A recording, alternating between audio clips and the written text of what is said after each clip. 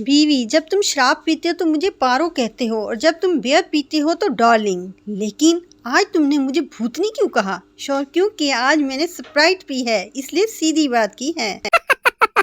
لڑکی فون پر، کیا آپ کمارے ہیں؟ آدمی، جی، لیکن آپ کون؟ لڑکی، تمہاری بیوی۔ آج گھر آؤ پھر بتاتی ہوں۔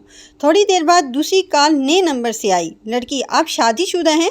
آدمی، جی، لیکن آپ کون؟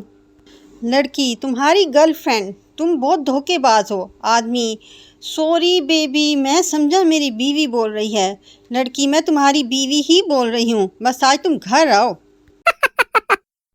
ایک شاعر غربت سے تنگ آ کر ڈاکو بن گیا۔ بینک میں ڈاکہ ڈالنے گیا اور بولا، عرض کیا ہے تقدیر میں جو ہے وہ ملے گا۔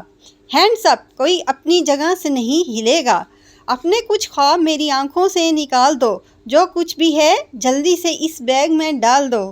بہت کوشش کرتا ہوں تیری یاد بھلانے کی، خبردار کوئی ہوشیاری نہ کرے پولیس کو بلانے کی۔ دل کا آنگن تیرے بن ویران پڑا ہے، جلدی کرو باہر میرا دوست پریشان کھڑا ہے۔ ایک شخص کی بیوی کا انتقال ہو گیا، اس کے 3 بچے تھے۔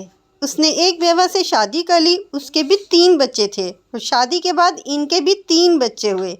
ایک دن بیوی نے گھبرائی ہوئی آواز میں فون کیا، گھر جلدی آئیے۔ شوہر، کیا ہوا؟ بیوی، پہلے میرے بچوں نے آپ کے بچوں کو مارا، پھر آپ کے بچوں نے میرے بچوں کو مارا اور اب میرے اور آپ کے بچے مل کر ہمارے بچوں کو مار رہے ہیں۔ بچہ، دادی جان کیا آپ ایکٹر ہیں؟ دادی، نہیں بیٹا۔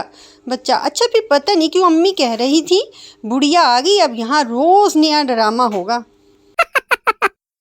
بیوی خاوند سے، آپ مجھے کتنا پیار کرتے ہو؟ خاوند، تم اندازہ نہیں کر سکتے کہ میں تم سے کتنا پیار کرتا ہوں۔ بیوی، کوئی مثال دیں۔ خاوند، اچھا سمجھو کہ میں یہ موبائل ہوں اور تم اس کا سم کارڈ ہو، یعنی میں تمہارے بغیر کچھ بھی نہیں۔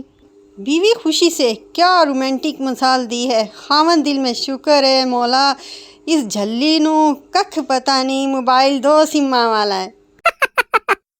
اسکول کے ایک ٹیسٹ میں بچوں کو کرکٹ میچ پر مضمون لکھنے کو کہا گیا۔ شرارتی کاکا نے صرف 1 منٹ میں مضمون ختم کر لیا اور کاپی ٹیچر کو پکڑا دی۔ ٹیچر نے کاپی چیک کی تو لکھا تھا، بارش کی وجہ سے میچ نہیں ہو سکا۔